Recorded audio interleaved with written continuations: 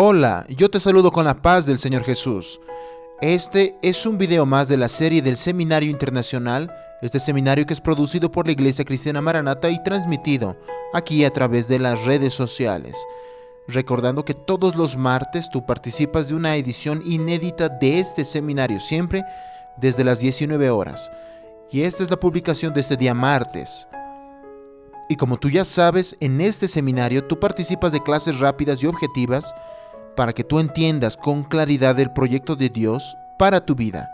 Y hoy, dentro del tema de salvación, vamos a comenzar a ver el tema de salvación y el bautismo en las aguas.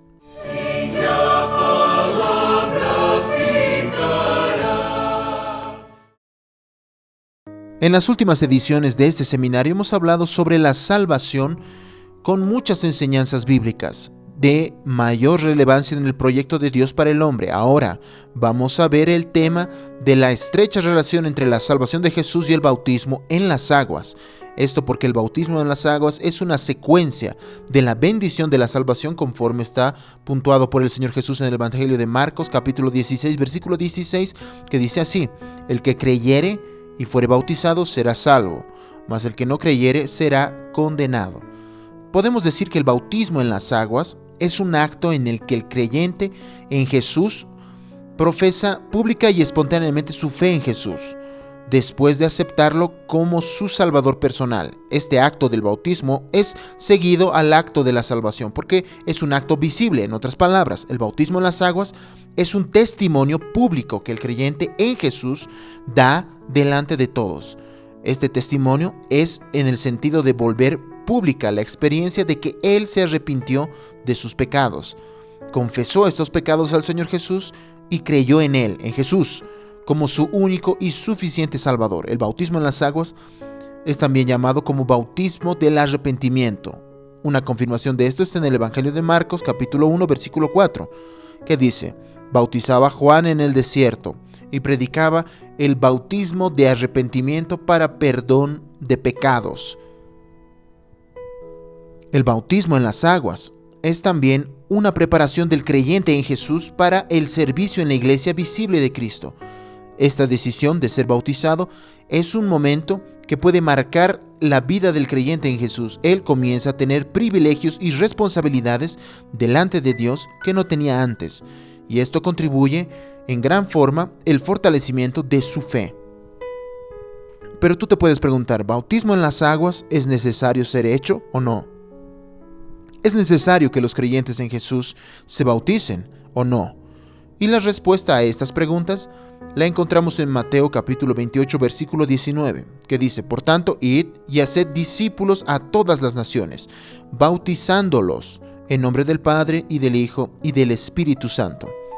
Así vemos que el bautismo en las aguas es una orden del Señor Jesús. Bautizar es hacer discípulos. Entonces el bautismo en las aguas es una necesidad para el creyente, pues conforme el Evangelio de Marcos capítulo 16 versículo 16, que ya leímos al inicio, el creyente necesita creer y ser bautizado para ser salvo.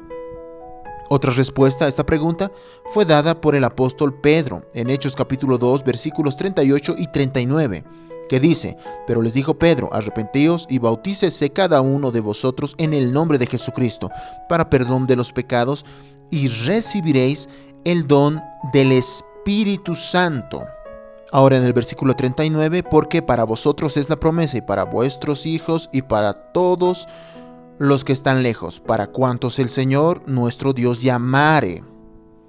Pedro se estaba dirigiendo no solamente a aquellos que creyeron en el Señor Jesús allí en Jerusalén, sino también a todos los que creyesen en Jesús en cualquier época y en cualquier lugar. Por lo tanto, dirigiéndose a los primeros creyentes en Jesús y a los creyentes de nuestros días de hoy. Vemos aquí entonces que el bautismo es una orden del Señor Jesús confirmada por los apóstoles. La primera palabra nos dice que Pedro fue arrepentíos, confirmando la palabra del Señor Jesús cuando dijo: quien crea, y la segunda palabra es bautismo, confirmando las palabras del Señor Jesús cuando dice: quien creyese y fuese bautizado. Y la tercera fue la expresión perdón de pecados, confirmando las palabras del Señor Jesús cuando dijo, será salvo.